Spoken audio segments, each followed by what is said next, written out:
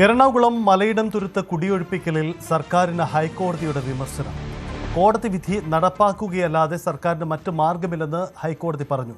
കോടതി വിധിയെ സർക്കാർ അനുസരിക്കുകയാണ് വേണ്ടത്. കുടിയൊഴിപ്പിക്കലിൽ സാങ്കേതികത പറയുകയല്ല വേണ്ടത്.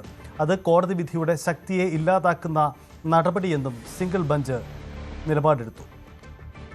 ബുദ്ധിമുട്ടില്ലാതെ പ്രശ്നം പരിഹരിക്കാൻ 2 ആഴ്ചത്തെ സാവകാശം വേണമെന്ന സർക്കാർ ആവശ്യം കോടതി അംഗീകരിച്ചിട്ടുണ്ട്. അഡ്വക്കേറ്റ് ജനറൽ നേരിട്ട് ഈ കേസിൽ കോടതിയിൽ ഹാജരാവുകയും ഈ വിഷയത്തിൽ 2 ആഴ്ചത്തെ സാവകാശം ആവശ്യപ്പെടുകയും ചെയ്തു. കോടതി 2 ആഴ്ചത്തെ സാവകാശം മറ്റ് നടപടികൾക്ക് എടുക്കുന്നതിന് നൽകിയിട്ടുണ്ട്. ഈ 2 ആഴ്ചക്കകം ഭരണകൂടം അവിടെ താമസിക്കുന്ന 7 കുടുംബങ്ങൾക്ക് അനുകൂലമായ, ആ കുടുംബങ്ങളെ രക്ഷപ്പെടുത്തുന്ന തരത്തിലുള്ള ഏത് തീരുമാനവും എടുക്കാൻ ഏതറ്റവും വരെ പോകും എന്നാണ് ഉറപ്പ് നൽകിയിരിക്കുന്നത്. ഗവൺമെന്റ് അപ്രകാരം പ്രവർത്തിക്കുമെന്നുള്ള ഉറപ്പ് ഞങ്ങൾക്കുമുണ്ട്. മലയിടം തുരുത്തിൽ ഇപ്പോൾ നടക്കുന്ന നടപടികളിൽ കൃത്യമായ രീതിയിലുള്ള റിപ്പോർട്ട് ഹൈക്കോടതിയിൽ സമർപ്പിക്കാനാണ് സർക്കാർ ലക്ഷ്യമിടുന്നത്. ഇത് പ്രകാരം തന്നെ ഒരു ഭാഗത്ത് ചില ഉഭയകക്ഷി ചർച്ചകൾ നടക്കുന്നുണ്ട്. അതോടൊപ്പം തന്നെ ഇപ്പോൾ നടക്കുന്ന പോലീസ് നടപടിയടക്കം നിർത്തിവെച്ചിരിക്കുന്ന ഒരു സാഹചര്യമുണ്ട്. ഇതെല്ലാം കോടതിയിൽ വിശദമായിട്ട് റിപ്പോർട്ട് സമർപ്പിക്കാനാണ് സർക്കാർ ഉദ്ദേശിക്കുന്നത്. കഴിഞ്ഞ ദിവസങ്ങളിൽ മന്ത്രിതല ചർച്ച തന്നെ ഈ വിഷയവുമായി ബന്ധപ്പെട്ടുകൊണ്ട് നടന്നിരുന്നു.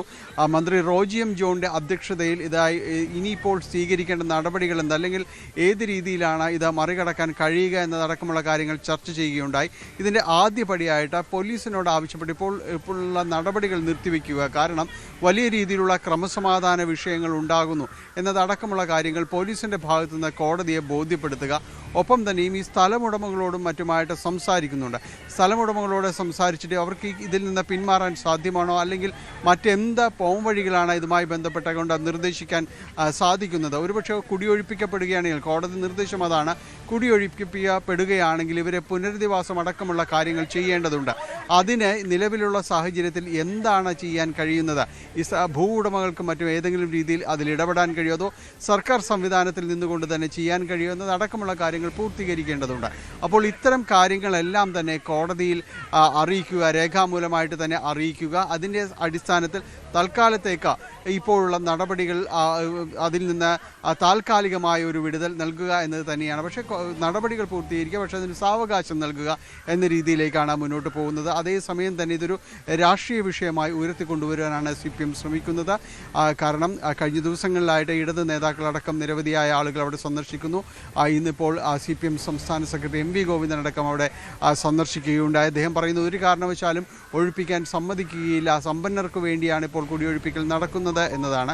എന്നാൽ അതേസമയം തന്നെ അത് ഒരു രാഷ്ട്രീയ വിഷയമായി ഉയർത്തിക്കൊണ്ടുവരാൻ കോൺഗ്രസും UDF-ഉം ശ്രമിക്കുന്നുണ്ട്. കാരണം 10 വർഷക്കാലമായിട്ട് ഇവിടെ സർക്കാരുണ്ടായിരുന്നു, ഇടത് സർക്കാരുണ്ടായിരുന്നു. അവർക്ക് ഒന്നും ചെയ്യാനായിട്ട് ഈ വിഷയത്തിൽ സാധിച്ചിരുന്നില്ല. അവിടേക്ക് എത്തുന്ന പോലീസിനെ തടുക്കുക എന്നത് മാത്രമായിരുന്നു കഴിഞ്ഞിരുന്നത്. അല്ല, സർക്കാർ ഇടപെടുമായിരുന്നെങ്കിൽ നേരത്തെ തന്നെ ഇടപെട്ടുകൊണ്ട് ഈ പ്രശ്നം തീർക്കാമായിരുന്നില്ലേ. ഇപ്പോൾ സംസ്ഥാന സർക്കാർ, പുതിയ സർക്കാർ അത് ഇടപെട്ട് തീർക്കാൻ ശ്രമിക്കുമ്പോൾ അതിനെപ്പോലും തടയിടാൻ ശ്രമിക്കുന്ന രീതിയിലേക്കാണ് CPM നീങ്ങുന്നതെന്നാണ് UDF-ൻ്റെയും കോൺഗ്രസിൻ്റെയും പ്രധാന ആരോപണം. എന്തായാലും ഇത് മലയിടം തുരുത്തിലെ കുടിയൊഴിപ്പിക്കൽ അത് ഇപ്പോൾ ഒരു രാഷ്ട്രീയ വിഷയമായിട്ട് മാറിയിരിക്കുന്നു എന്ന കാര്യത്തിൽ യാതൊരു സംശയവുമില്ല. കൂടുതൽ വാർത്തകൾക്ക് News 18 Keralam YouTube channel subscribe ചെയ്യുക.